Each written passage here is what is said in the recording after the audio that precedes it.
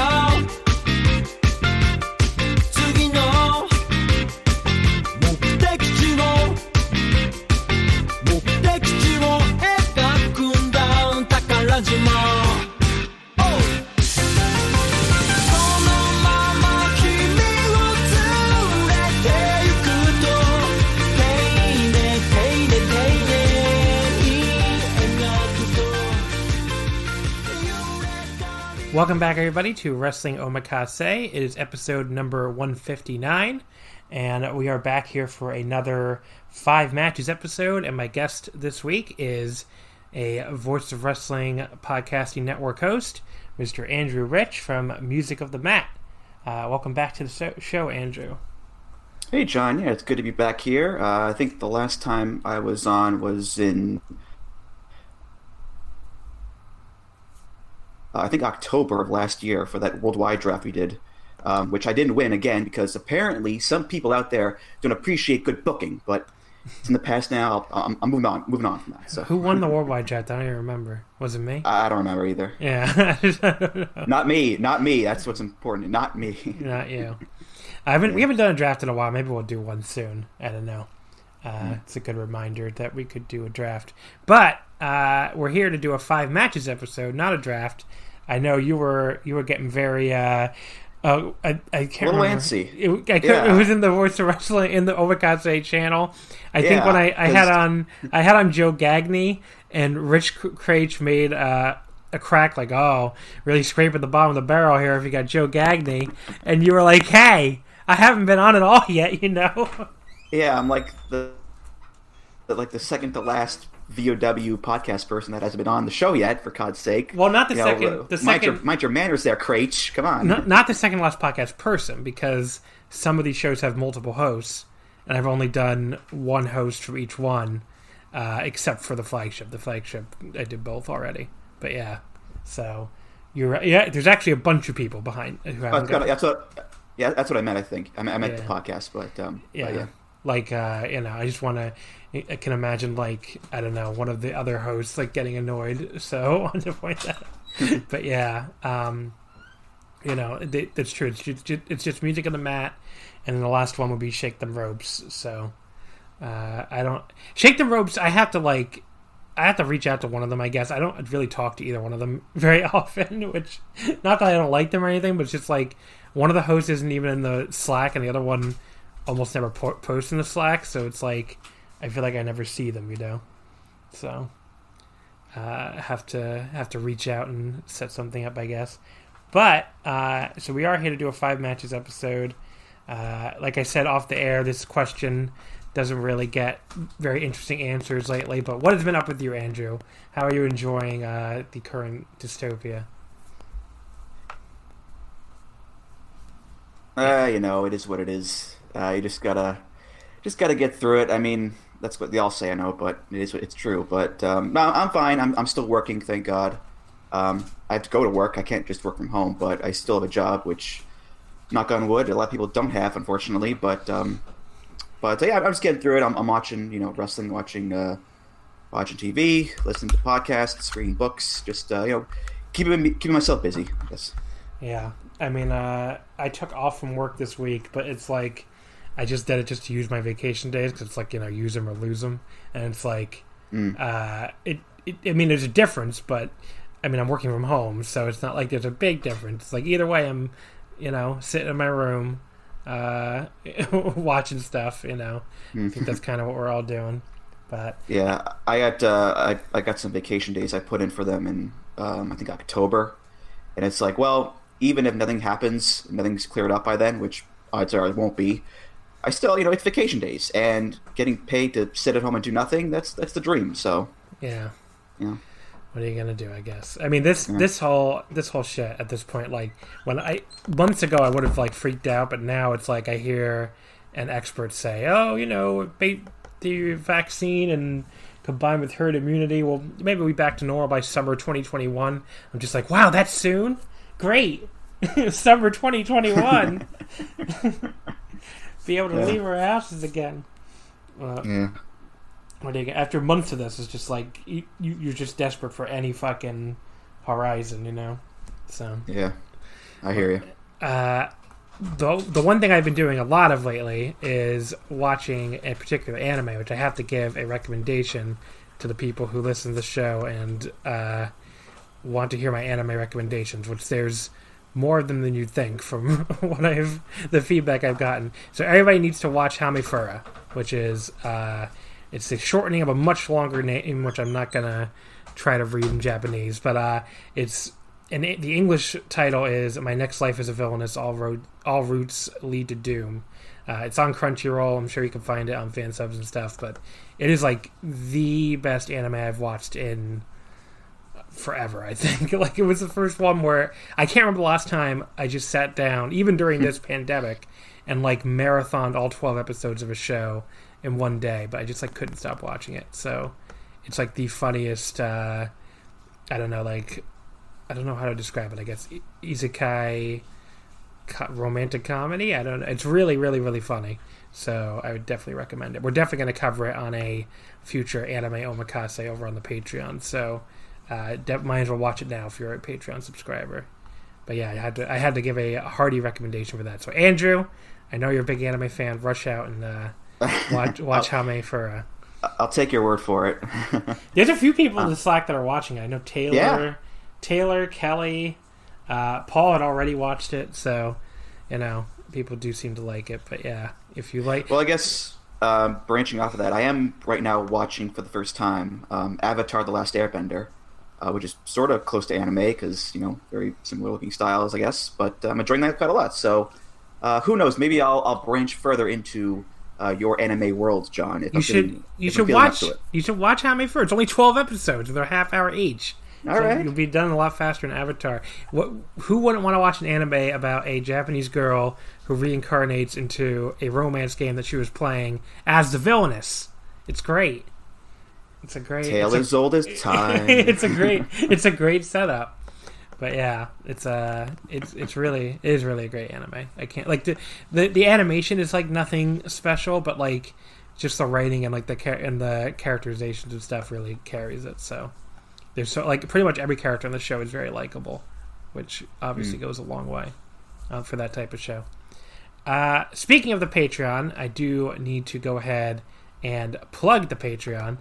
So for those of you listening who have not yet subscribed, it's patreon.com/wrestlingomakase. This is the start of a new month, of course. I'm recording this on August 2nd, so it's a great time to sign up. You get everything that we did in June and July, which is a ton right now. We finished the Okada Tanahashi series, so you can listen along to all 13 episodes, following along on all the Okada Tanahashi matches one by one. And I don't just talk about the Okada Tanahashi matches themselves. I really try to fill in the gaps of what each guy was doing in between each match. So it ends up being kind of like a history lesson if you've never watched that period of New Japan from 2012 through they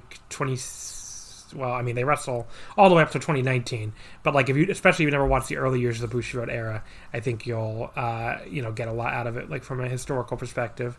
So you have that. We just started our second series, which is watching all the Naito Ishii matches in order. We have 3 of those up already, and we have 7 more to come. So those are both the big one match series where like I said, we cover all the matches in chronological order. We talk about what else the two guys have been doing. I think it's a lot of fun. We also just did a exclusive Sengoku Lord review with me and my buddy Quinlan. We did that review right after watching it, and I know that was a controversial show, so if you want to hear all my Sengoku Lord thoughts, you can only do that on the Patreon. We're going to have more. We have exclusive 5 matches episodes, so if you love these 5 matches episodes and you want to hear even more, we have 4 of them in the books already that are only on the Patreon. With myself and Rich Craich from the flagship, Alan Cunahan from PW Torch, Nate from the Everything Elite podcast, and Robin Reed from the VOW Quiz Night. So those are up right now on the Patreon for you to listen to. Coming up next week, we'll have another Patreon exclusive 5 matches episode with Todd Martin from the PW Torch. So that'll be a lot of fun. So definitely check out, if you want even more 5 matches, that'll be exclusive to the Patreon, and only patrons can vote on the 5th match on those episodes, so you'll be able to vote for that. What else we have coming up this month? We have our first tournament coverage, so just like they do on the VOW Patreon, we're going to do daily tournament coverage.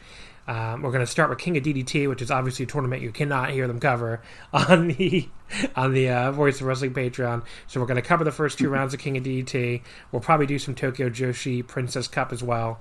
It depends on time more than anything, honestly, but I think we're going to do both probably. Maybe some Stardom 5-star GP.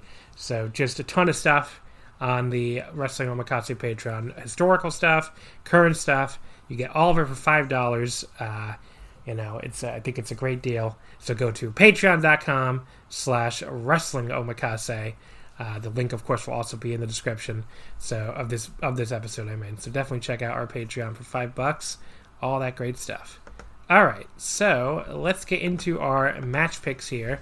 We'll start out with your first pick, which was Naruki Doi, Masato Yoshino, Magnitude Kishiwada, Gamma, Cybercon, Genki Horiguchi, and Jack Evans versus Shima, Ryu Saito, Susumu Yokosuka, Dragon Kid, BB Hulk, Anthony W. Mori, and Matt Sydal from Dragon Gate, April 17th, 2007. A 14-man Naniwa-style elimination match from Korakuen Hall. This is basically 2 guys start, 1 from each team. Every 2 minutes, another man enters. Elimination is pinfall, submission, or over-the-top rope, although, as I completely forgot about, the over-the-top rope thing doesn't start until all 14 guys are in the ring. Or all 14 guys have entered the match, I mean. So I was wondering, why the hell is Jack Evans jumping over the top rope at one point? But then, everybody gets in, and the announcer, makes an announcement in Japanese that, over the top rope eliminations are now active. And I was like, oh, yeah, okay. I forgot about that. But this was the Raging Muscle Outlaws versus Typhoon feud. Both of these units at this point were, these mega armies, pretty much the closest thing you have in Dragon Gate history to the, Blood Warriors versus Junction 3 era that I think people are very familiar with, but not everybody in the company was in these 2 units, but almost everybody was at this point. We were also about to get a break-off unit, though, that was going to change things, and it actually happened at the end of this match. I don't know if you knew that or not, because it's not included in the video for some reason. But Shima and Gamma on each side had said for weeks that basically someone on the other team was going to turn on them, and they both did at the end. Both units did have someone turn on them at the end of this, but not for the reasons that each of them expected, I'm sure. So I guess, Andrew, why did you choose this match? And just kind of introduce your thought process there. Yeah, sure. So I first watched this match years and years and years ago on early YouTube. And it was actually one of the first Dragon Gate matches I remember really seeing. Not the first. I think the first one I ever saw was that famous 6-man WrestleMania weekend tag, of course. But this match, they did introduce me to a lot of guys who I didn't really know about before. Obviously, I knew about Shima, Doi, Yoshino, and Genki and Saito and Dragon Kid from that match. But I knew Sydal too, Jack Evans from the indie scene, but I think I knew Susumu as well too. But this is my first time seeing guys like Cyberkong, BB Hulk, Anthony W. Mori, Gamma, Kishiwada. So it's a match that does hold some importance in my wrestling fandom as far as opening the gate, if you will, into learning more about who these Dragon Gate guys are. And after I watched it, I kind of forgot about it for a number of years. And then up until maybe a few months ago, even, I was like, oh yeah, what about that? I remember that big elimination tag match from Dragon Gate when I watched it when I was young. I wonder if I can find that, and I did, and I found it, and I watched it a few months ago, and it still held up for me a lot, and I decided to have it again here.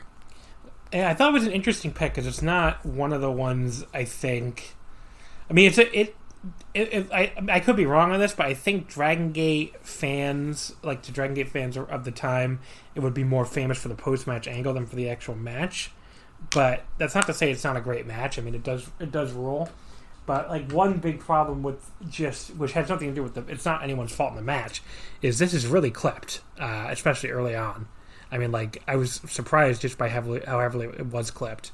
I mean, you can definitely tell early on, like, until everybody gets in the ring, or until all the entrants come in, that, like, you know, when these entries are supposed to be 2 minutes, and, like, they're like 10 seconds.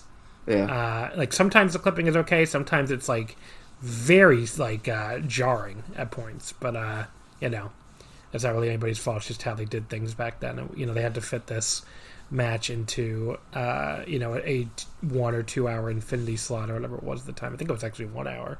So but yeah, so the match starts with Shima and Gamma, who at this point were still very hated rivals. I mean, Gamma joining Blood Generation as Naito Kishiwada's like temporary replacement when he was injured was like the entire reason why the Muscle Outlaws split off happened.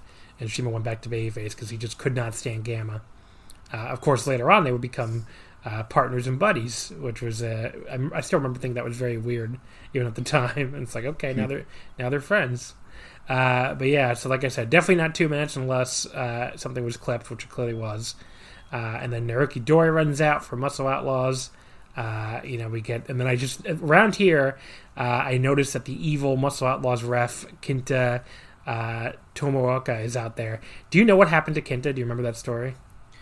I remember reading a little bit of it because, you know, obviously I didn't know who this guy was when I first watched it, and I still didn't know much who he was when I rewatched it.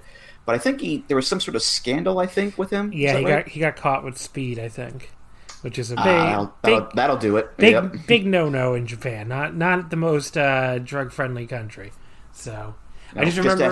Just ask Matt Sydal. So yeah, there you go. Who's also in this match? Yeah, that's true. Yeah, I mean, like Kinta, it was a kind of funny headline because I guess he was very well known as being the Muscle Outlaws' evil ref at the time, even though he hadn't been that in many years by then. And like, you know, the headline was something like "Fast Count Ref Gets Caught with Speed" or something. And it's like, okay, I'm glad they were making a big joke out of it. But yeah, he trained as a wrestler, which you can clearly see a few times during this match. But well, he takes bumps and he does like moves, so you know, I figured he has some training in that sense. Dragon Kid was out next for Typhoon, and this is where, like, to me, it became very obvious that this was heavily clipped. And then Genki came up from Muscle Outlaws. Heel Genki is like so jarring after all this time of him being a babyface again. Like, at the time, I don't think it was that jarring because he had been a heel for you know, a bunch of years before he kind of like just turned de facto face and do fixer because everybody would chant about his bald spot basically. But like, you know, he went like so vicious with this heel turn. Like, you know, he looks almost like some kind of cultist or something. I don't know. But like, he goes right after his former do fixer teammate Dragon Kid, which, you know, makes a lot of sense. He like whips him into the chairs on the floor and stuff. And then Kinta starts going after Yagi for the first time. He's like stretching his arm against the rope for some reason. It's like, okay, even the refs can't get along in this one. Someone I don't know if you could hear that, very loudly revving up the engine outside. Up next for Typhoon is BB Hulk. Yeah, it's like, wow, everybody's bored. Everybody. So BB Hulk like cleans house briefly until Gamma just kind of like stops him by dragging his face against the top rope. And this again was the part where it's like so clipped that's kind of hard to watch. It like really jumps around, but thankfully they will calm down with that later on. Cybercon comes in for Muscle Outlaws, and we get the big pineapple bomber by Kong to the back of Hulk's head, and then he goes after Shima.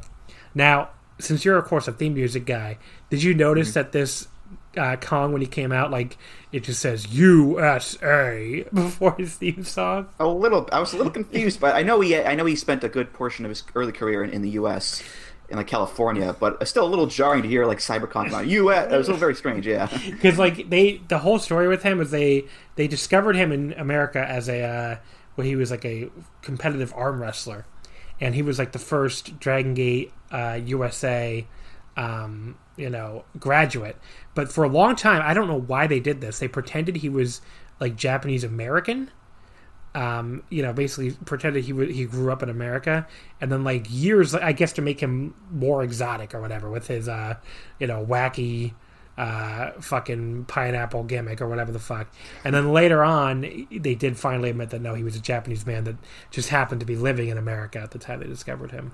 But yeah, they were very big on the Americanness of him at this point, which is why his theme song goes USA, which I just thought was really funny. Ryu Saito comes in for Typhoon next, and he tries to take on Kong and Doi by himself, which is kind of funny. It pretty much works for a little bit. He like gets in a big slap battle with Doi, and then he like belly to belly suplexes him into Kong in the corner. But his ex-partner Genki comes back with some vicious eye raking, so that puts a stop to that. But Shima stops him with a low blow, and touche, I guess. Still no eliminations at this point. Up next for Muscle Outlaws is Jack Evans, and was he coming out to Eminem at this point? I couldn't really tell. Damn right. Okay, there you go. Just lose it. Yep. Yeah, I'm not a big Eminem person, so it definitely makes sense why they probably think he looks like Eminem. I remember when Spanky used to come out to My Heart Will Go On because I thought he looked like Leonardo. Yeah, Leonardo Spanky. Yeah. I love that. Love Japan. Doi like power bombs him into Hulk and Saito, set up in the corner, which he does a flip during, of course, because God forbid Jack Evans not do a flip in any situation. And then this is also where he like jumps over the top rope onto a guy he uses as a platform to take out two more guys on the floor, and that's why when I was like, wasn't that eliminating? Like, didn't he just eliminate himself? But my theory at that time was like, well, maybe you have to be tossed by someone over the top rope, not do a dive. But I just totally forgot that the over the top rope eliminations don't count until everybody's entered the match, which I should have remembered. But it's been a long time. That's a Generation Next move, Ode to the Bulldogs, where Roddy would get a guy up in a rack, and then Jack would jump off, like stomp on the guy on the rack, and then jump off again and do a splash. So yeah, he's bringing that kind of stuff to Dragon Gate here. Seidel comes in next for Typhoon and has a big exchange with Jack Evans. The crowd seems to be really into, and like a look at these two flippy white boys way. They're like they do seem very into this exchange. But up next for Muscle Outlaws is Masato Yoshino, who goes right after Seidel and takes him out with the big high-speed sling blade. We finally get our first elimination here, as Gamma rolls up Hulk after Kenta low blows him, and Kenta counts a extremely fast 3 count. I mean, look, if you're going to be an evil ref, just be a damn evil ref. That was a perfect fast 3 count. I mean, like, in the time, he probably counted 1 in the time it took him to count 3. It was maybe not even. That was a great fast 3 count. Shima pushes him afterward because he's mad about it, which, can't really blame him. Up next is Anthony W. Mori from Typhoon. Now, he is limping out here with his leg in a giant cast. I have no idea what's up with the cast. I assume he was actually, like, injured, and it's not an angle, but maybe it was an angle. I just totally forgot about it. Muscle Outlaws all, like, immediately gang up on him when he rolls in the ring. And, Yoshino, like, immediately puts him in some kind of wacky figure 4, and Yagi, like, immediately stops it. So now we have 2 members of Typhoon who have been eliminated. The one-legged man in the ass-kicking contest lived up to his reputation. Did not go well for him. Magnitude Kishiwada for Muscle Outlaws come in next, and, the problems for Typhoon are just compounding here, but this big beast of a man coming in with them already down by 2. And then we get the final member of Typhoon, Susumu Yokosuka. So yeah, Kishiwada is also the final member of Muscle Outlaws, by the way. And this is where I finally remembered that the Nani rules or over-the-top eliminations don't count until, everybody's entered the match. I don't think anyone gets eliminated over the top rope anyway, though. No, it's usually just pinfall or submission or ref stoppage. That's pretty much it. Yeah, I mean, I know they count, but they never is elimination. But yeah, at least explains the Evans non-elimination. So we get like a super duper reverse Rana by Dragon Kid after he was set up. That was nuts. Yeah.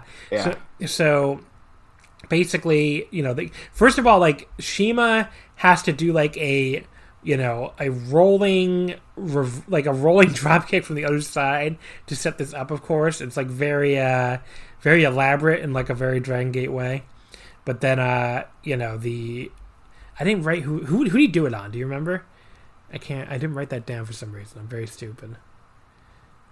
I don't remember, unfortunately. Whoever it is gets eliminated. So who was the first elimination for? But yeah, it sets up basically Saito does a splash and Saito does a shooting star press. Oh, I think it was Jack Evans. Yeah, it was.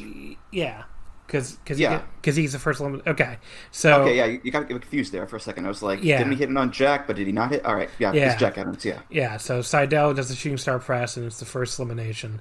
So now it's 6-5 Muscle Outlaws. And then Gamma takes an accidental protein powder to the face from Yoshino, which I always love the accidental protein powder. It's the greatest. It leads to Shima getting his wacky pinfall clutch. I don't remember what it was called. Dos Caras clutch. Oh, there you go. And that ties it up at 5-5. I should have known the robot here would have Listen, man. Move names. I gotcha. All right, come on. Saito so that ties it up at 5-5. Saito tries to take out Kishiwada, but gets fucking leveled by a huge lariat and then a standing moonsault. And then I'm not sure why Kinta is suddenly counting normal. Like, he did that really fast count to eliminate Shima. Does he just hate Shima that much that he not Shima, he did to eliminate Hulk. Maybe he hates Hulk that much. Yeah, maybe, I don't know. But like, he does normal counts the entire rest of the match, and it's like, where are those fast counts, buddy? I mean, not that he doesn't still cheat for them, as we'll get into, but it's a little weird after that super fast count that now he's just doing normal counts for everyone. But yeah, they have Seidel and Kishiwada have a really fun exchange. Seidel reverses out of the last ride and gets a near fall off this wacky, it's almost like an armbar into a crucifix. It looks really cool. But Kishiwada finally hits the last ride on him and gets a normal 3 count from Kinta to eliminate him. So it's now 5-4 for Muscle Outlaws. But Kishiwada and Saito have their own little fun exchange, and Saito ends up pinning Kishiwada with one of my favorite cradles of all time, the Messenger, to tie things back up at 4-4. It's just such he almost spikes Kishiwada on his head when doing it. I don't know if you noticed that, but Kishiwada almost goes neck first into the mat. It's oh, that was scary. But they managed to avoid danger that time. But yeah, it's a cool looking move. I like that, and I like I know right now KZ's Skida special. That's a pretty cool move too. So yeah. I mean, Dragon Gate's always been a home for awesome flash pins. Mm-hmm. Ryusuke then team up on Kong, including hitting these dueling lariats on him. But Kong comes back with the Cyber Cutter on Saito for a near fall. And then he pins Saito with the Cyber Bomb. There's a great little close-up of Genki laughing at his former partner like a maniac from the floor when he's up in the Cyber Bomb. It's pretty great. But yeah, that puts us back to 4-3 Muscle Outlaws. Kong immediately eats a swine from Shima and then gets several Jumbo no Kachi lariats from Susumu. Just refuses to go down. But finally, the 5th one into the Jumbo no Kachi Gatame, which is the pinfall clutch. That gets the pin with Shima and Dragon Kid piling on top for good measure, which I thought was kind of funny. And that ties us back up at 3-3. But Genki Horiguchi thankfully breaks our pattern of the guy who had just gotten the previous pin being the next one eliminated. Although actually, no, he doesn't because Shima did pile on top. So I guess you could say he didn't. I don't know. But anyway, he gets the backslide from hell on Shima to eliminate him. That makes it 3-2. So Kenta made a normal count, but Yagi still was mad because he counted right after a low blow right in front of him. So, because the backslide from hell was Genki hit a low blow before the backslide, as opposed to the backslide from heaven, a clean backslide that just had godly power. Kenta gets taken out by a missed Bakatari sliding kick from Doi, and then Susumu hits a Jumbo no Kachi on Gamma to pin him to even things back up at 2-2. Genki. Genki, I'm sorry. It's Susumu Jumbo no Kachi on Genki. Gamma's already long gone, I guess. Susumu and Doi are the next to do battle, with Doi basically almost immediately eliminating him with a roll-up right after he pinned Genki. But Suzumu comes back and nearly gets him with the Jumbo no Kachi, but Doi, I don't know why I call him Joy, I'm sorry. Doi gets the V9 clutch out of nowhere to pin him and eliminate him, leaving just poor Dragon Kid against both members of Speed Muscle. The crowd tries to rally him with a kiddo chant. They're just like chanting kiddo, kiddo, kiddo. But they just take him apart with all their double team offense. DK comes back with a Rana on Doi when he tries to, like, it's really awesome. Like, Doi, like, gets him up in a powerbomb position off the top rope, and Dragon Kid just turns it into the Rana in midair. It's great. He does a deja vu on both of them. That's the one where, like, they pass him from one to the other. Mm-hmm. But Kinta stops him by hitting a brainbuster. It's just so funny with this fucking referee. It's like, okay, Dragon Kid is like 5'0", and he's up against the strongest tag team in the promotion by himself. Do you really need to interrupt him and hit a brainbuster, sir? Gotta get that heat. Gotta get that heat, baby. Seems a little excessive. But fucking Fisherman Yagi has had enough. He hits a Fisherman Buster on Kenta. Yoshino goes after him, but gets wiped out with a gigantic lariat by Yagi. What an awesome spot that was. And then Dragon Kid comes in with the Bible. Bible on Yoshino to eliminate him. But yeah, that entire sequence is the best entire match. That was great. I love that. Yeah. Like the Yagi lariat, like you've never seen a referee, and again, he was a former wrestler, so like, you know, he had quite a wrestling career of his own back in T2P. You know, not that he was like more than a mid-carder, but he definitely could go. So that was, and then he was also obviously he was the Secret Florida brother. But yeah, I mean, like he had plenty of wrestling experience at the point, so it's not surprising he'd do such a great lariat, but it was really funny. Doi powerbombs Dragon Kid into the ropes, then hits the Doi 5s and the Bakatari on him, but Kid somehow kicks out. Gamma breaks a chair over his head from the outside, but then Mori is like, well, I can interfere too, and he trips Doi up from the floor. It's like a chain reaction. Like, you know, one guy goes in, the next guy comes in. It's like all these eliminated dudes just like, you know, coming into like hitting each other with big moves. Like Cyber Kong hits a lariat or sets up a lariat to Saito. Then he moves and hits Doi instead. Oh no! Yeah, so everybody runs in, like you said, and takes turns hitting moves on each other. But Kong accidentally gives the pineapple bomb to Doi. And then Mori hits him with his crutch, which is great. It's like, You guys picked on me and my broken leg. Fuck you. And then Dragon Kid hits the Dragon Rana on Naruki Doi for the pinfall and the victory. The move nerd must step in here. Sorry. The Ultra Huracan Rana. Yeah, sorry. Which one is the Dragon Rana again? It's the top rope where he does the flip. And right. Rana. Okay. Genki immediately jumps Dragon Kid afterwards, but sadly the post-match angle is not included. Do you know what the post-match angle is or no? I'm afraid I don't. So BB Hulk and Cyber Kong both turn on their units to form New Hazard. So this is the New Hazard formation right after this. So very cool angle that I would say it included, but they just cut off. What are you going to do?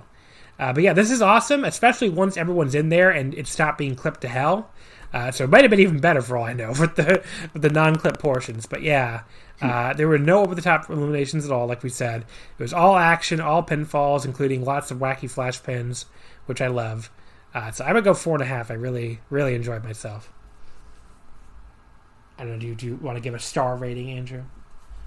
I don't know if I was in the mood to give one just watching this stuff. I was in the 4s, somewhere in there. It's a fun, crazy, wacky Dragon Gate multi-man match, which they're perfect at. So yeah, I recommend people should check it out. It is a little clipped, yeah, but still a good time if you just want to put your feet up and watch the madness unfold, if you has to say. So. Yeah, and I always point this out in the description, but remember for Billy, you cannot watch it on mobile.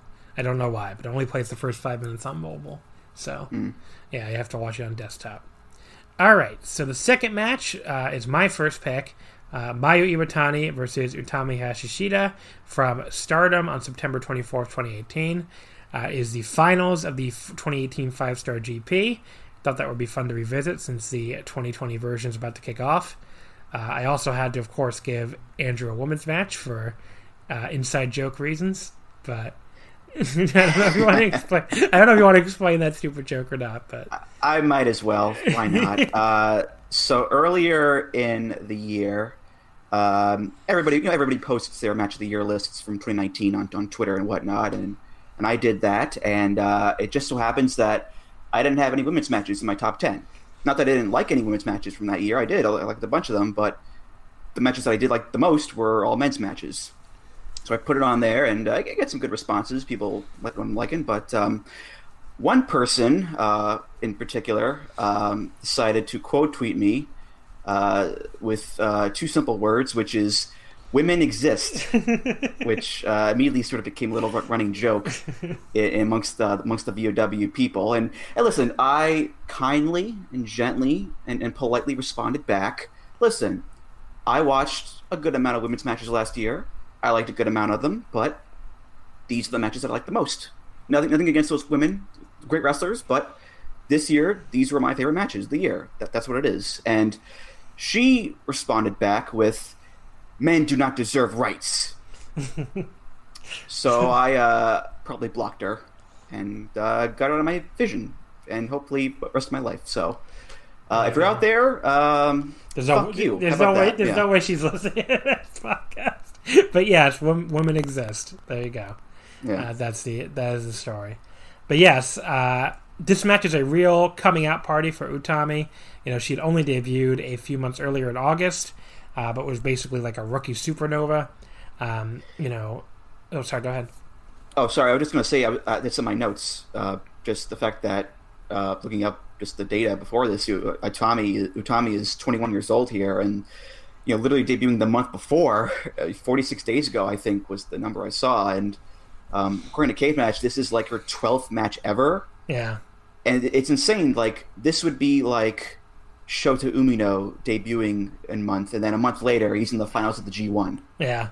Like, that's that's pretty nuts to me that someone that young and that inexperienced as a pro wrestler would get this kind of push so early on in her career. Well, what's really even more nuts probably is she didn't look out of place at all. So it's a good match. It's a really good match. Yeah, I mean, like, the thing with her is, I remember Dave Meltzer tweeted out something like that, basically was like, she might even be like, Utami might even be a faster learner than Ronda Rousey, and like people freaked the fuck out of him about that. But it's like, I don't know. I mean, not that I think Ronda was bad or anything, but Utami was like, I don't know. Like, she really translated her legitimate judo background into wrestling, like, as quickly as you could see anybody do it, basically. I mean, the huge push was in part because her dad is like a famous reality TV star or something. That's why they call her the Big Rookie, because he's on a show called Big Daddy, I think. So there you go. Nothing to do with the Adam Sandler movie, as far as I know. But yeah, the push is partly because of that. So she has like a celebrity connection, but she also deserves it. I mean, she looks fucking great in this match. For someone 12 matches into her career, I mean, she's better than a lot of people who are 12 years into their career, honestly. Mayu, of course, is a 7-year veteran already by this point, and she's basically become de facto ace here after her longtime Thunder Rock partner and her rival, Io Shirai, had left for WWE land just about 3 months before this, so she's kind of taken over as ace, which makes sense that she's in this final as well.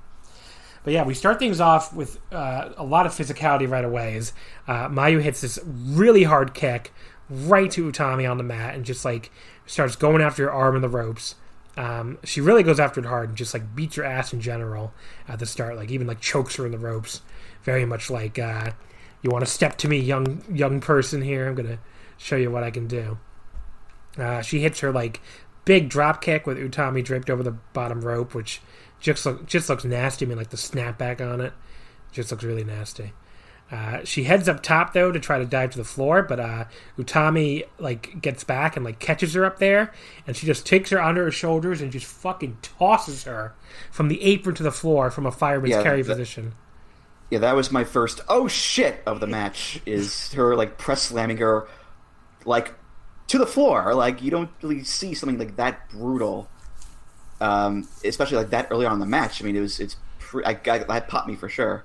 And it became like recurring theme of the match, where it was going to be Mayu's experience and her speed and her kicks versus Utami's her grappling, but also her size, because they're similar heights, I think, but Utami definitely outweighs Mayu for sure. Yeah, she's like, they call her Big Rookie. She's like she's only like 5'5", which is like only like an inch taller than Mayu, but you can tell like she's a thicker woman, I guess you could say.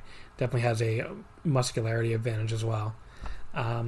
But yeah, so Utami back in the ring gives her like this really cool looking like modified Cobra clutch where she like just pulls her back by the arms. Is there a word for that, Mr. Move Nerd? No? Cool submission? I don't know. She almost gets like a Kimura after that, but like Mayu manages to crawl the ropes just as we get the 5-minute call. Utami then like whips Mayu into the ropes, but Mayu like effortlessly jumps onto the top rope and turns and comes back with a missile dropkick, like all in one motion. I love that. That's my second like oh shit of the match. Just seeing like the speed and like the effortlessness that it looked like. She just runs up, jumps, turns around, dropkick like just like that. It's incredible. Her athleticism is incredible. She hits a really vicious-looking top rope double stomp, but covers and only gets 2. She goes for her signature dragon suplex, but Utami basically makes it to the ropes to block it. She then catches Mayu coming off the ropes and just fucking tosses her with this sick judo throw. Just looks awesome. And then she locks her in like a choke right after that. And again, like a very like judo-style choke, I think. But Mayu makes the ropes. Utami like pulls her up by her hair, which again just looks very brutal, and goes for her Argentine backbreaker, but Mayu comes back with a high kick and then a kind of a weak lariat, so you can take some points off for that, I guess. But she whips her into the ropes, but Utami comes back with a much harder lariat, which it almost works for the story of the match, where like, you know, Utami has like this power advantage, and you know, so the weaker lariat kind of sets up this much harder lariat. But yeah, I mean, that looks... Mayu bumps right onto her neck for that. Like, very much like you've been studying your Naito tapes or something. Like, really, really something. Yeah. So both girls are down now. Mayu comes back with, like, this backslide driver, I should say, on Utami for a 2 count as we get the 10-minute call. She hits the strike combo, including this pretty brutal-looking high kick, and then a German suplex dropping her right on her head. She goes up top again, but Utami stops her and then locks her in the sleeper hold from inside the ring, to the with Mayu on the apron, and then just like muscles her body into the ring from the choke position, which just looks so sick. Mayu's bendability certainly helps here, but like it looks like as vicious a move as you could ever see. Yeah, it was what's it called? The Socko Otoshi, which is Suzuki's move, where it's like he gets the guy in the sleeper and then like pulls him over. That's the Socko Otoshi, and she did it twice too. She did it from the apron into the ring, and then she did it like literally again a few seconds later. So yeah, really getting over her again, her grappling skills, and sort of giving her a chance to like look impressive even as a rookie. Yeah, I mean, it was pretty sick. Then she takes her down the mat back in the ring and tries to just choke her out, and Mayu is just doing an amazing job selling that she's fading, but she finally manages to get a foot on the bottom rope to break it. Utami tries to follow up by picking Mayu up into that Argentine backbreaker position and then just drops her to the mat, like just tosses her. Looks great again. She covers, but even though Mayu's doing this great like glassy-eyed selling, but she still manages to kick out. Utami tries a couple more covers, but Mayu kicks out each time. She goes up top and hits a missile dropkick that just sends Mayu just flying across the ring. You know, I mean, just a crazy bump on that. That's the Walter dropkick to Will Ospreay bump, where he literally like just bounces like all the way across the ring, and it's just like folded up in the corner with his legs hanging out outside the ring. It was, the bendability, like I said, is very helpful to make Mayu look in danger. So then she goes up top again, but Mayu stops her with a slap to the face. She hits a hard headbutt up on the top rope, really, really hard, and then a top rope Rana and a vicious kick to a seated Utami. Another 2 kicks after that. Utami just like roars in response like a movie monster almost, but Mayu like hits another kick to the face, then 2 more to a seated Utami, really just kicking the shit out of her, but Utami kicks out again. Mayu hits a frog splash off the top, but Utami kicks out again. We get a reversal sequence before Mayu hits her dragon suplex, just basically straight down. I mean, like, Utami is like, she basically turned the German into the dragon in midair already, so she was like kind of hanging up there, and she just drops her straight down. It looks so awesome. And that's the pin. Yeah, this match rules. I think I was a little higher on it the first time I watched it, but like Utami is just so great here, doing her judo throws and just looking like a force of nature. And then Mayu just like selling her ass off for the rookie and just making everything look like death is just great. I would go 4.25. This is awesome. Yeah, I liked it a lot too. I was a little surprised because the video file is like 35 minutes, but the match is only like 15 minutes. Obviously, there's the ceremony afterwards, but I thought, for a Japanese tournament final, it seems a little bit on the shorter side, but I think it makes a lot more sense with Utami in there because she's the rookie and she hangs on just enough for her to look credible against Mayu, but not too long where it kind of makes little, it doesn't go too long with it, I think. So I think it keeps building her up there for being with Mayu for that length of time, I think. So yeah. So, awesome match, and definitely one I recommend checking out if you haven't seen it. We have a link to the Stardom World, where you can watch it on there in the description. It might exist on the high seas, too, because I know there was a, version, a Samurai TV broadcast, but I couldn't find it, so if it's out there, I don't know where it is. Match number 3, Cactus Jack versus Randy Orton from WWE, April 18th, 2004 at Backlash. This was, of course, your second pick. It was the ultimate blow-off to the Mick Foley coward storyline, where he spent weeks not willing to engage with Orton. There's a famous angle where he even walks off on an episode of Raw right after Orton spit right in his face. But he made his big return at the 2004 Royal Rumble and took Orton and himself out of the match, which is a really great moment. And then he and Rock faced the Evolution trio of Orton, Batista, and Flair at WrestleMania 20, which was a great match. And that little, did you know, that was Rock's last match in WWE for 7.5 years. So, yep. kind of crazy. Do you remember what his return match was? I do. What a match. The Rock and John Cena versus The Awesome Truth at Survivor Series 2011. There you go. Miz and R-Truth. Miz and R-Truth, yep. What a fucking match. So stupid. So this is a singles match, a no-holds-barred, falls count anywhere match. I totally forgot this was for Orton's Intercontinental title. So, yes, Mick Foley as Cactus Jack challenged for the IC title in 2004. It's one of those things that just sounds fake, but it did happen. I also, to make a theme music note, I forgot that Orton was still just coming out to the Evolution theme at this point. He didn't get his own theme song until he turned face, right? That's what happened. Yeah, he didn't get Boredom LA until the face turn after SummerSlam. Yeah. Right. So, I think that was that song always sounded a little similar to Evolution, so I guess it kind of made sense, right? But, not really. It's a younger sounding band, I think. It's not like the gravelly Motorhead. Right, but it's got a little bit of a faster pace to it, but it's still a rock song. And so I think. I always thought they tried to make the opening sound similar to the Evolution opening. I don't know. Maybe it's imagining it in my mind. I could see that. Yeah, that sort of sound. I could see that. Yeah. Despite being Cactus Jack, he just comes out to Foley's theme here, which I thought was interesting, but. Whatever. Well, they kind of, it's interchangeable. They call him Jack, they call him Mick Foley throughout the match. Yeah. So it's kind of it's a little bit iffy, but it's a minor thing. So Foley just starts by swinging his barbed wire bat. Oh, I didn't really ask you why you picked this, I guess. So why'd you pick this? Sorry. Oh, well, so that's okay. Don't worry about it. There's been a little hubbub recently over Monday Night Raw being main evented in 2020 by Randy Orton versus The Big Show. And I think going off of that, I decided, you know what, let's go back in time, again, to my youth, to a time when Randy Orton was still Legend Killer Randy Orton in Evolution. And I decided to pick what I think is the best Randy Orton match ever, and arguably the last great match of Mick Foley's career. If you want to argue the Edge match at Mania 22, you can do that too, I think. But yeah, I love this match. I love the story behind it. I think both guys, they work so well here in their respective roles, and I love the violence too. This is a violent match. It's not like CCW or anything like that, but still a lot of blood, a lot of thumbtacks, barbed wire, headshots. It gets pretty brutal.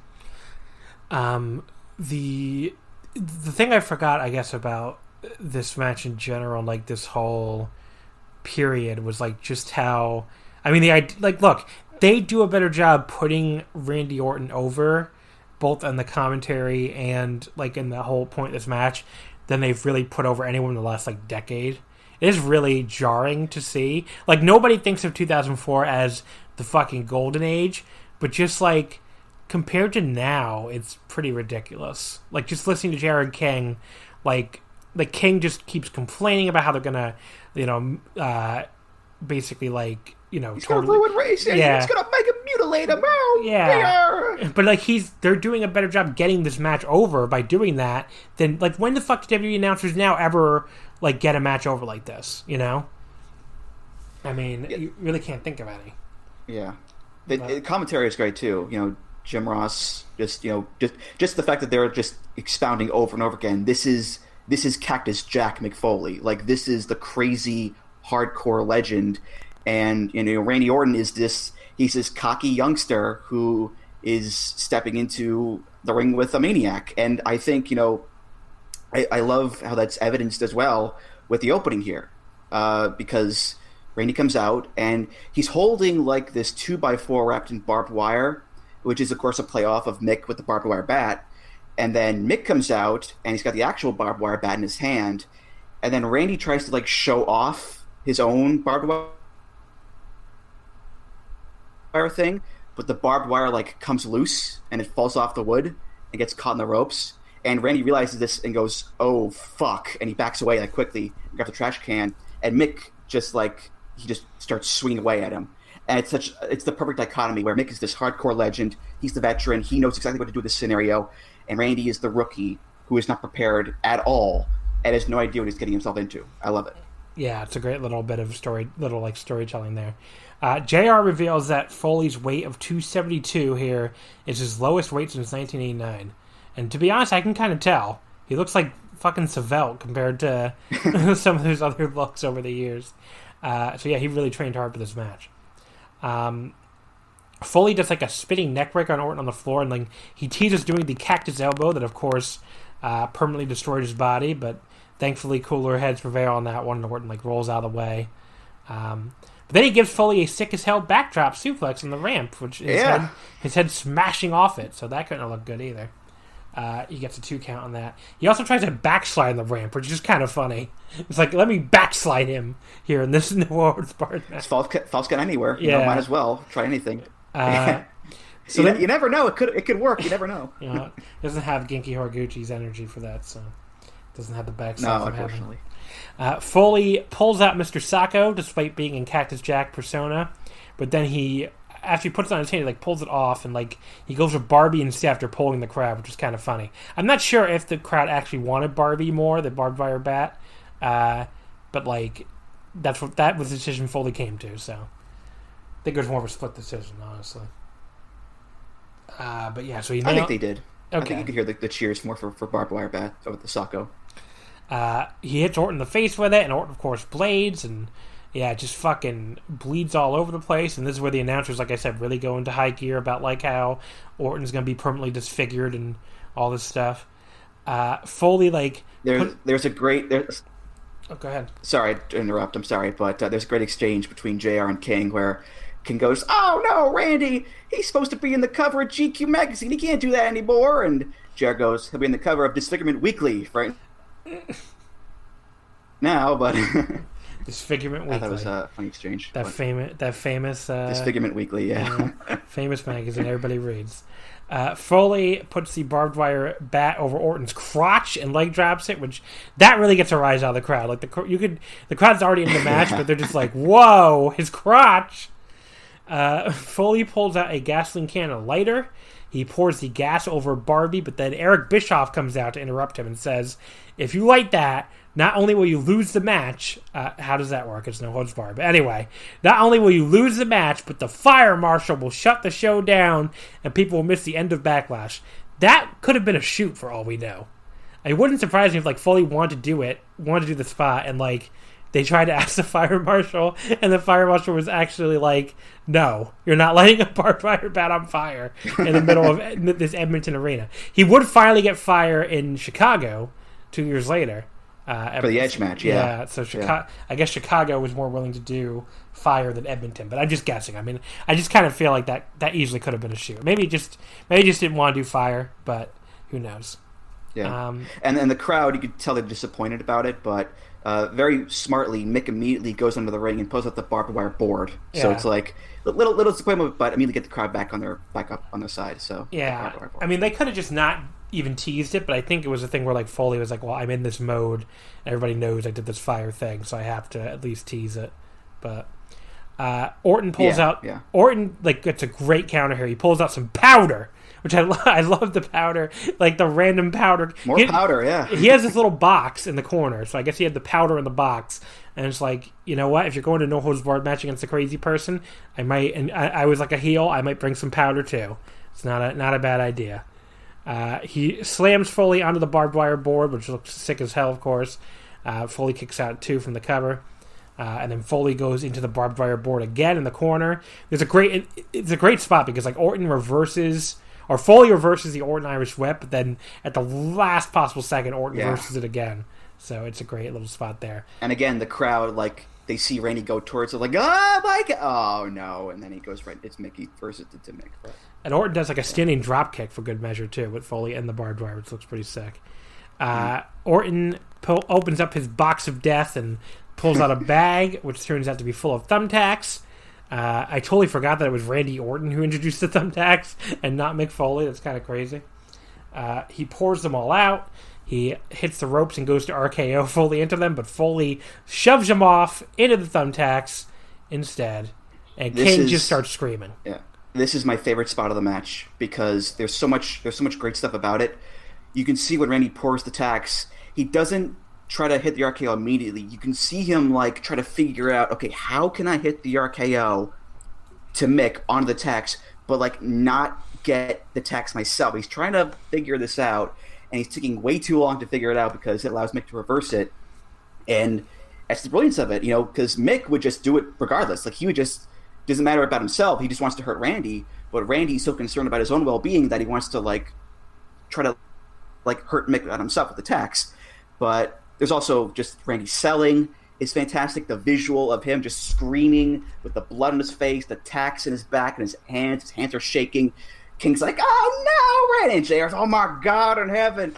The visual looks cool. Like, it's a moment of catharsis because Randy's such an asshole that you want to see him get hurt so much.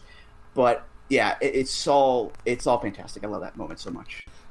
Then Orton just starts like retreating to the back, and Foley and the ref follow him. They reemerge very quickly afterward. I'm not sure what that's about. Maybe they were taking the thumbtacks out of his hand because he would need this hand to continue the match, honestly. And I feel like the thumbtacks are missing from his hand after that. So maybe. Yeah, usually if someone goes to the back, there's a cameraman there ready to film them. Yeah, but maybe your theory is right because I didn't think about that. Yeah, because it looked like he was trying to take them out by himself, but maybe then he just went to the back and was like, I need to get these damn thumbtacks out of my hand at least. But yeah, so then Foley tosses Orton off the damn stage through 2 tables, which again, and then Orton is just down as out as the EMTs come to check on him. Foley then gives him the elbow off the stage because why not, I guess. But he covers him on the floor, and Orton once again kicks out somehow. Anything about the stage thing you want to add, I guess? Not really. I mean, it's another really cool spot and another example of Randy just getting absolutely destroyed in this match. I mean, like there are moments where like you have the barbed wire board and hitting him with the cookie sheet or whatever. Like there are moments where Randy does get offense in, but most of this match is Mick just beating the ever loving shit out of Randy, and it feels pretty good. As I must say, as a kid, I loved watching it because I hated Randy Orton so much. So you were already watching at this point? Oh yeah. I've been watching for like maybe 8 months at this point, I think. Right, that makes sense. This was definitely like when I was starting to like, I was like, maybe WWE's good again. But then then Eugene started getting heavily pushed, and it's like, oh, never mind. Yeah, that would do it. Yeah. But yeah, Orton comes back using Barbie on Foley, but Foley puts Mr. Socko on while he's down and locks the mandible claw on him. I don't love that he went back to Mr. Socko. I just kind of wish he had not bothered with that. Orton counters the RKO out of nowhere. I think they even say out of nowhere, and covers, but Foley kicks out too. Orton hits a final RKO on the baseball bat. That could have looked a little better, especially after all this crazy stuff. It's just kind of... I mean, I know out of nowhere is this whole thing, but like it barely looks like it grazes the baseball bat. So... yeah, I mean, you got to figure out how to do that without like actually like taking Mick's eye out with a barbed wire. But it does look a little janky, but still, it it's effective because he got the win with it. So this match indeed holds up. Oh, go ahead. Oh, I'm sorry. One more thing. This is like again the classic Mick Foley. You need to kill him ending because when Randy hits the RKO for the first time, Mick kicks out. I don't think that never happened before. I think the RKO was very protected at this time. And it's like, oh my God, Mick is like superhuman. He's going to win this thing. And then that hope is immediately dashed when Randy hits the RKO on the bat, which is a parallel to the iconic Triple H Cactus Jack street fight from the Rumble in 2000, where Triple H hits the pedigree and Mick kicks out. And it's like, he's going to do it. He's going to win. Then immediately after, another pedigree on the tax. So like finisher, kick out, and then hardcore finisher to finally put Mick down. So I like that little parallel there between the two matches. So yeah, this does hold up. I would say it does rule. I mean, I have a little minor complaints with the match flow. It does kind of drag a couple of points, especially like I don't know, like the stuff with the stage feels a little like overkill, as do like some of the kickouts. I just kind of wish they had gone right to the finish after the thumbtacks. I think that would have been better. But what are you going to do? I still went 4 1/4. So it absolutely rules. And, great, just ridiculous bumping and selling from both guys, obviously. Maybe could have shaved off a few minutes, but definitely an awesome match. Yeah, that's a minor complaint. I could see that for sure. But I kind of the same feeling too. But still, I love this match so much. And it really, this really made Randy Orton come into his own in a lot of ways because... for so long he'd win matches with Evolution's help. Ric Flair would be there, Batista would be there, but Randy wins this, on his own, and it's the beginning of what would become later in the summer, Randy Orton's, greater push, which was him beating Benoit world title at SummerSlam and becoming the youngest world champion in the company's history. So this is the beginning of that stage for sure. But yeah, it's a great match. I recommend it wholeheartedly. Yeah, I mean, Orton 2004 is really awesome in general. I mean, I remember there's some match he has with Edge, I think, for the IC title a few months later that's really, really good. It just there's a match with that, a Benjamin match at Bad Blood is also pretty good, too. Yeah. I mean, definitely one of his better years. Randy Orton is good, so. Well, he was good at some points. I don't know about. He also was very boring at other points, so, do you know who Mick Foley's next match is after this? Do you know what his next match is? Andrew? You're choppy. You're breaking up. Could you repeat that? I said, do you know what Mick Foley's next match after this is? Was it the Edge match? No. So 3 weeks after this match, he goes to Japan to challenge Toshiaki Kawada for the Triple Crown title. Oh, yes! In the main event of Hustle 3. I forgot about that. It's just really funny. Match is awful, by the way. Right. I forgot about that. Because Kawada, it was supposed to be Kawada versus Goldberg originally, but Goldberg got hurt. Foley was a late replacement. Kawada was also hurt and was like, well, why am I still wrestling if I'm hurt, but Goldberg can pull out, I guess. So he was just in a bad mood to begin with. And then he buried him during the build-up and said only hardcore wrestling fans in Japan even know who Foley is, and he's not worthy of a Triple Crown shot. And, he definitely treated him like that in the actual match, if I remember correctly. So, he barely sold for him. So it was a weird, awkward 13-minute match, but definitely a historical oddity to check out. So, but yeah, I just remembered about that, so I thought it'd be a fun little trivia fact. Anyway, so match number 4, Tetsuya Naito versus Yujiro Takahashi from New Japan on July 24th of 2014. So I picked this because Yujiro has been in the news lately. He's, this is his biggest push that he's getting right now since 2014 for sure. I mean, this was basically the last big push for Yujiro up until, this weird pandemic push that he's getting right now. So, he had just turned on Chaos. He cost Kazuchika Okada the IWGP Heavyweight title against AJ Styles back in May. And then about a month later, he beat Tomohiro Ishii for the Never Openweight title with Bullet Club's help, which he has here. Of course, he would never win another title after that other than a 3-day reign as Never 6-man tag team champions. I think it was like him, Fale, and Tamatonga or something. Very, very, very big reign there, big 3-day reign. But other than that, he would never hold another title. This is also his final meeting with Naito, his final singles meeting ever. He just has him and Naito, of course, were teamed No Limit. They have a lot of history. But, after this run, this 2014 run that ends when he loses the Never title back to Ishii in October, I mean, he's just never pushed as a singles threat again. And, I don't remember exactly what his last G1 was. I think it might have been 2015. I'm going to look that up, actually. Correct, yeah. It was 2015? Okay. So, they just wasn't in the same block as Naito in 2015. And, after that, when the fuck are Naito and Yujiro ever going to have a singles match, It would be, quite the step down from Naito. But if you, because they haven't had any singles matches since here, Yujiro had either, depending on how well you want to count it, either had a 5-3 record against Naito entering this match. If you don't count their many meetings as Young Lions, if you did count those meetings, you'd have to add another 12 wins. Yes, 12 to Yujiro's record, because he was Naito's senior when they were both Young Lions. So the senior Young Lion always beats the junior Young Lion every time. So that's just, he beat Naito 12 times as Young Lion. So he's either 5-3 or 17-3 entering this match, depending on how you want to look at it.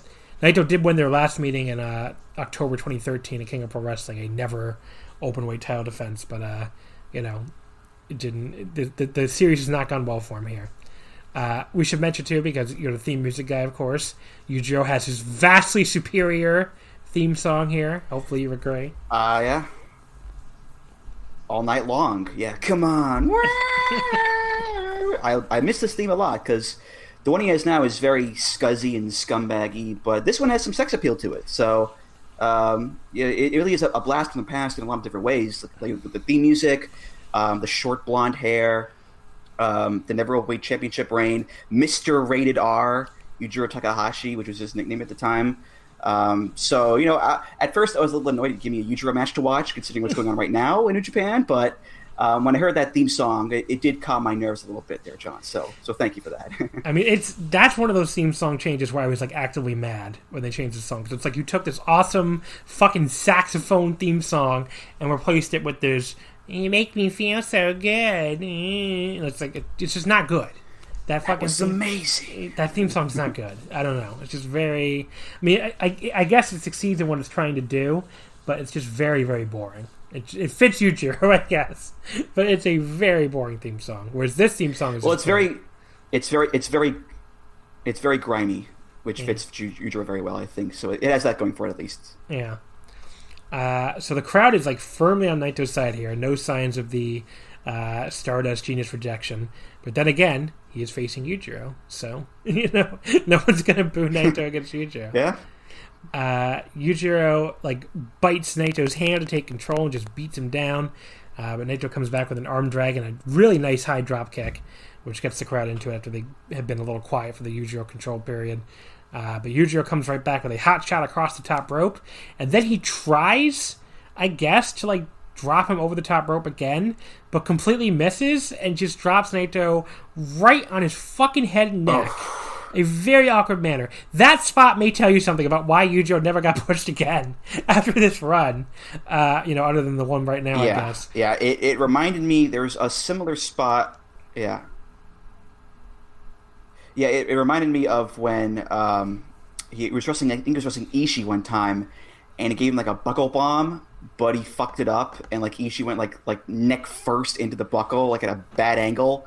That's what it reminded me of. And it's oh yeah, this is why Yujiro doesn't have singles pushes anymore until pandemics happen. This is why. So yeah. But that's kind of the only major fuck of the match. So yeah, I do remember what you're talking about now. I think I do remember that spot. I mean, what was his next biggest push after this? Probably when he and Hangman Page were briefly a tag team, right? That would be the only other thing.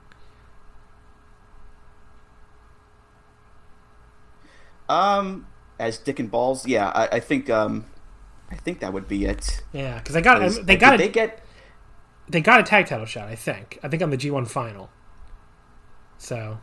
I think so. Yeah, I think wasn't it against the Briscoes? Wasn't that Yeah, I believe so. Wasn't that it? I think we have an audio delay right now, by the way, which is kind of annoying.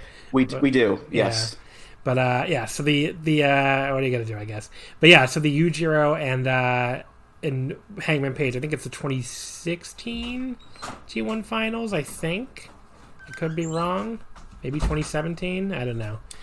Well, I think it was 16 because that was the year the Briscoes were ever champions. Yeah. So. Yeah. So that's like his only other big push after this. I think. So, I mean, like after that, he's pretty much just like a job guy. So. But yeah, so like Yujiro, so that spot it looks way sicker than what Yujiro was trying to do. So it's one of those botches that kind of works for the match. But yeah, I mean, it's obviously not what they were trying to do though. And Yujiro follows up by booting him off the apron into the railing on the floor, which is a really big bump for Naito to take right after he accidentally got dropped on his head. So it's like, okay, I hope Naito's okay. And then Yujiro also drops him headfirst across the railing for good measure before trying to take the count out win, but Naito rolls back in at 16. Yujiro stays on him and hits another big boot in the corner. And this is where I noted a big problem with Yujiro in general is that his offense isn't very interesting at all. It's very punchy kicky in a very almost American way that stands out. It's not great in New Japan. And then right after I write that note down, he followed that up with a really boring chin lock. So it's thank you for proving my point, I guess. But yes, I don't know how you feel about the Yujiro offensive repertoire, but he's very much like a top-heavy finisher thing. Tokyo Pimps is a cool move, Miami Shine's a cool move, Pimp Juice, whatever. But everything else is just whatever. Yeah, I mean he does get better as this match goes on, but at this point, it's a little annoying. He does come back with a nice little sliding one-leg drop kick after the chin lock, so that's good. That gets a 2 count. And then things get suddenly really heated with Naito and Yujiro trading really hard slaps, really hard ones. Naito dodges Yujiro's charge in the corner and throws his legs over the middle rope and hits a neck breaker. That's a move I'm glad he doesn't do much anymore because it never looked that great to me. But he comes back he follows that up with an awesome sliding drop kick, his flipping senton. Those obviously look much better. He hits a missile drop kick off the top and looks to be trying for the proto combinacion cabron, but Yujiro lifts him up and sends him to the apron. Nicole gave me a really hilarious look over my terrible Spanish pronunciation, so I wanted to point that out. What do you want from me? Okay, I can't speak. Cabron. What is it, Nicole? Come say it in the microphone. It's more like cabron. Okay, there you go. I don't know if people could you hear her or no, Andrew? I could hear it. Okay. I took 12 years of Spanish, so I could probably say it too. Okay, go ahead. Give it to me, Andrew. Combinación de cabron. All right, that was actually really good. Those 12 years of Spanish are working out well for you. But yeah, Yujiro lifts him up and sends him to the apron before throwing him head first into the post. He sets Naito up on the top rope and hits a top rope belly-to-belly superplex.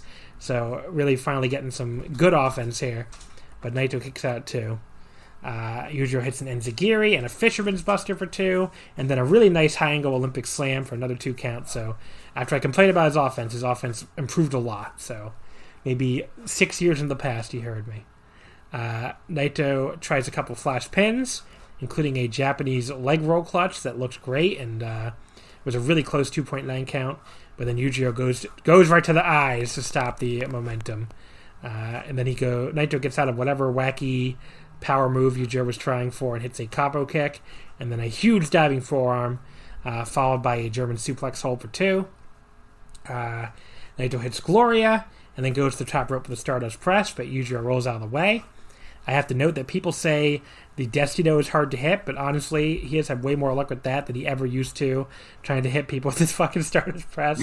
I mean, I've been watching a bunch of his 2014 stuff for the Ichi series and some other stuff, and man, was it hard for him to hit that fucking move.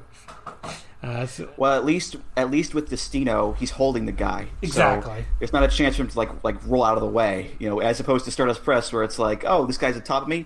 Bye-bye, I'm out of here, so...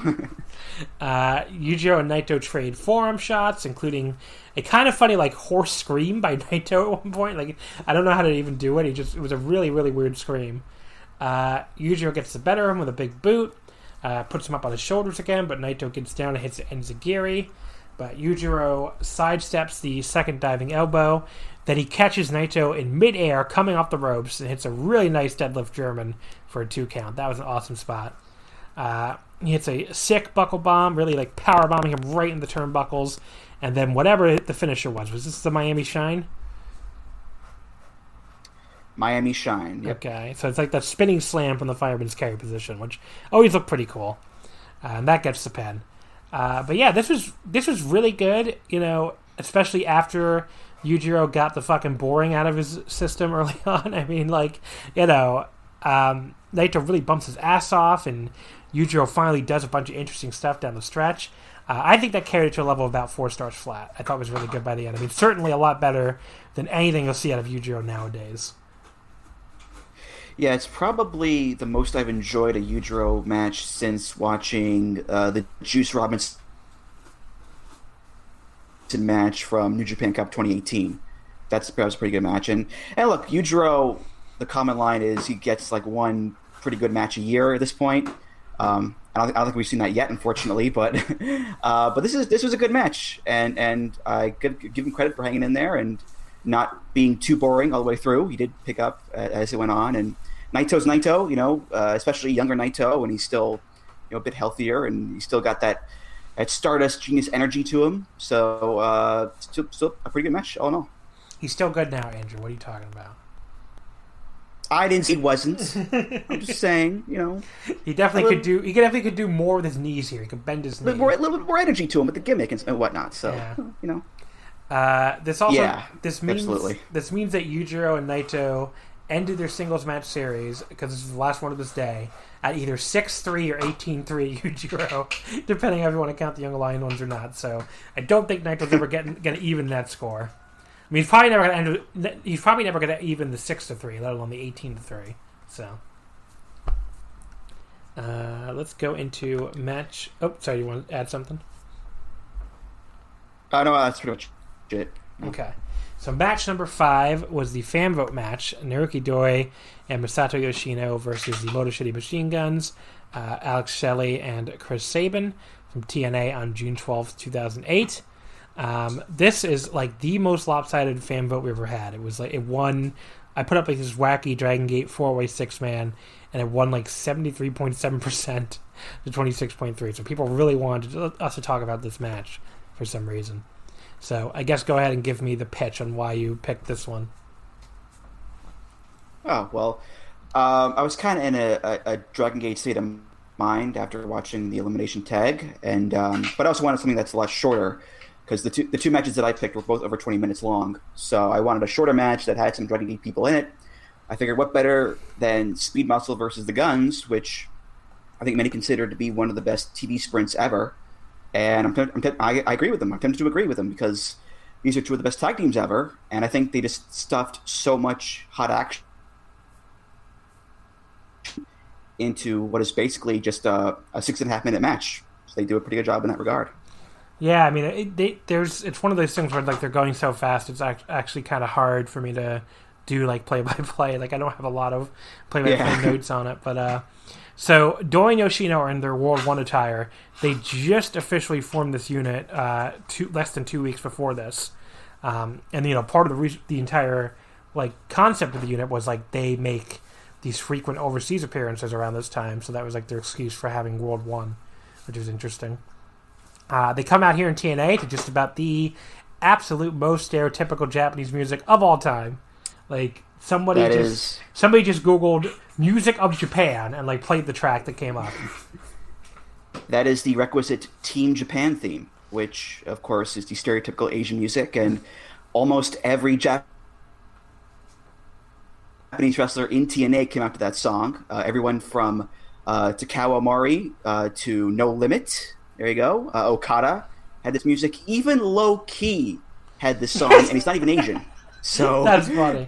Milano very Japanese. Milano Collection AT came out to this too, didn't they?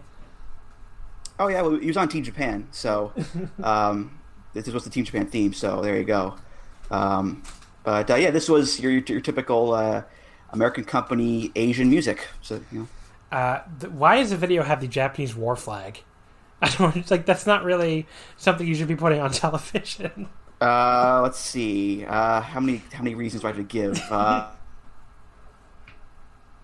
American Wrestling Company, TNA, Vince Russo, 2000s. Should I go on?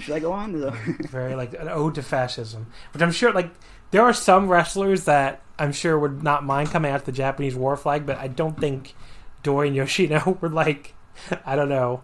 I don't really picture them as like war flag people, but who knows? I guess. This crowd, like, really, how the fuck can this crowd boo Yoshino's super fast running and dropkick? Like, they're really into this stupid, like, jingoism of this World X Cup thing. Like, they're chanting USA at random points. Maybe want to, like, fucking go Iron Sheik here and say USA ack-pooey. Because it's like, what the fuck? Stop with USA chants. Listen.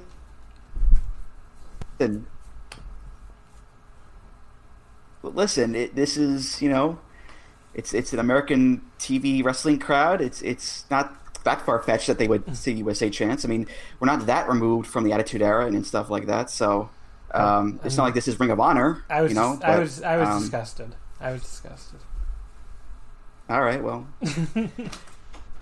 listen, you go down to Florida and go to Disney World and yell at the people there, or Universal Studios, I should say. So I do not plan to go to Florida. Put it up with them. Do not plan to go to Florida right now, Andrew. Doesn't seem like a good idea. But we get some more double team moves by the Motor City Machine Guns, and Speed Muscle come back with their own double team moves, and I really couldn't even take notes. They were going so fast. I don't know. Do any spots stand out to you? Well, just what was I got my notes here? Yeah, just the fact that Speed Muscle they get their shit in here a lot because they do all their signature double team moves with like the double foot stomp on the arm, the drop toe hold into the drop kick, the poetry in motion elbow spot. Yoshino does the hang time drop kick. He does the from jungle, lightning in the jungle, the Kamiyo, which is the hanging neck lock over the ropes. He must have drank like 70 cups of coffee beforehand because he is like going extra fast than usual. But I guess it's 6.5 minutes. You gotta get your shit in somehow, and they do that there. So. Mike Tenay, at one point, I thought this was really funny. He starts talking about how Doi and Yoshino have held every title in the Dragon Gate promotion, including the world title. That's his direct quote. That's not true at this point, but it was really prophetic, because Doi would go on to win the Open the Dream Gate at the end of 2008, and Yoshino would win it 2 years later. So, did Mike Tenay have any lottery numbers for us around this time? Because, like, what the fuck? That was something. Well, I think Tenay does a very good job of putting these guys over in general, I think, because he gets over their accolades, who they are. He mentions the World 1 unit as the name, their nicknames, putting over their abilities, the fact that they're globetrotters, which is what a good commentator does in wrestling. He sells you on who these guys are, and he gets them over to you and gets their matches over to you and the stories over to you. He doesn't go, oh, these guys are not holding the tag rope, and is that evil or is that Bushi? No, like Mike Tenay did his research. He did his research, and he did a great job of putting Doi and Yoshino over. And Don West, listen, I love Don West so much because... Yeah, this is a Don West, pro Don West zone. Don West is awesome. Oh, yeah. He may not have a wrestling background, but he brings so much energy and enthusiasm to the table that you can't help but love the guy. Get into it. He's always so excited at all times. It's really something. I mean, one of the dumbest things that company ever did, which is saying something, was when they like turned him heel. Because it's like, he's not a heel. I'm sorry. He's a very excited, happy man. But anyway. So then Sabin, like, gets a hot tag and does some wacky stuff on both guys. He, like, sends Yoshino into Doi in the corner with the drop kick. That looked pretty cool. And then Speed Butts will come back and do some moves, but mostly Machine Guns finally finish Yoshino off with a double super kick for the pin. This was a fun little 7-minute spot fest. I get why people think it's, like, a classic. I don't know if I consider it, like, a classic. It's just, like... It's too short for me. I'm a long match nerd, I guess, if that's because it's like, I just kind of want them to keep going. But I went like 3.5. It was good. Definitely held my attention. Yeah, I think in the context of it helps too, considering that as far as like sprints go, this is a fantastic sprint. And especially the fact that this is putting Doi Yoshino on American TV at all is pretty cool too. I mean, that was the beauty of TNA for back in the day, where they would have these relationships with other companies from overseas, like in Japan and Mexico, and they would bring in the World X Cup guys like Yoshino, guys like Doi, Milano, Liger, Goto. Taichi was over for 2004 World X Cup. Minoru Tanaka. So they did a great job of having this cool little pipeline to Japan. And of course, as well, the TNA guys go over to Japan too for like Wrestle Kingdoms. So I think this is a really cool little look back into Speed Muscle's first tag match on American TV, and I think it holds up as well. And I think that right now, the fact that the Guns have kind of returned to prominence too in Impact, I think that's kind of a cool little sentimental moment too, and seeing them like this early in the years. Yeah, I mean, it's definitely really cool. I honestly think one of the things, because people compare AEW to TNA a lot, and I think rightfully so, but even before the pandemic, which made international travel impossible, I just think the one thing TNA does way better than AEW so far is like bringing over international wrestlers. Like, right. AEW has a little bit of it, but I honestly expect them to have way more, even before. I mean, maybe they would by now if not for the fucking global pandemic, but up until where the pandemic started, they just didn't bring over that many international wrestlers compared to what I was expecting. But yeah, and there's stuff like scheduling you have to work out and visas and stuff like that, so that makes it a little bit harder. But yeah, the pandemic kind of screwed things up, and there's no Strong Hearts right now. There's no PAC, unfortunately. But what I'm saying is I feel like they barely used Strong Hearts even before the pandemic. True, but they still had him in some capacity. Yeah. And I think, because you never know what would have happened if there wasn't a pandemic and these guys could have been featured. Yeah, that's fair. You never know what they were going to plan with these guys. But because with PAC, Death Triangle was going to be a big player, I think, during the course of the year. Him and Phoenix and Penta, but now it's obviously out the window for now. But, look, these guys are all still young. And I think when this stuff does eventually get back to somewhat normalcy and guys can travel overseas again, they'll bring them back and they'll use them, I think, a bit more frequently. That's my thoughts anyway. Yeah, I mean, I wish they would do more DDT too, since they have the Tokyo Joshi relationship, but we'll see. All right, yep. So Andrew, why don't you go ahead and give us your plugs as we wrap things up here? Sure, yeah. So I host a podcast on the Voices of Wrestling Podcast Network. It's called Music of the Mat. As the name implies, it is a wrestling music podcast. It's a lot of fun. It comes out every other Tuesday or so. So check that out. It's on iTunes, Google Podcasts, Spotify, pretty much anywhere you get your podcasts for the most part. I also write occasionally for voicesofwrestling.com. So check that stuff out there. And you can follow me on Twitter at Andrew T. Rich. And you can follow the podcast on Twitter at Music of the Mat. All right. So, folks, of course, you can follow us on Twitter at WrestleOmakase. Wrestling, of course, did not fit. In the meantime, don't forget about the Patreon, patreon.com/WrestlingOmakase. More stuff coming up on there all month long. Next week on the free feed, I'm going to be joined by returning guest Gerard DiTrolio, the Voice of Wrestling contributor, and he and I will be talking about the 4 New Japan Cork and Hall shows with the Never Open Weight 6-man title tournament. The very exciting Never Open Weight. I couldn't believe how people went nuts for that. But like anything on these Corkins, after those first 2 cards, is like a welcome surprise. So, but yeah, we're going to talk about those. We're going to talk about the 2 Noah shows with the Nakajima Kano and the who the fuck is Go Shiozaki defend the title against? I totally forgot. I could definitely remember Nakajima Kano because I'm super excited for that match, but I've totally forgotten about the Go Shiozaki title defense. But whoever he's defending the title against, we're going to be talking about that too. So that'll be next week. In the meantime, everybody, I want to thank you as always for listening, and we'll see you next time.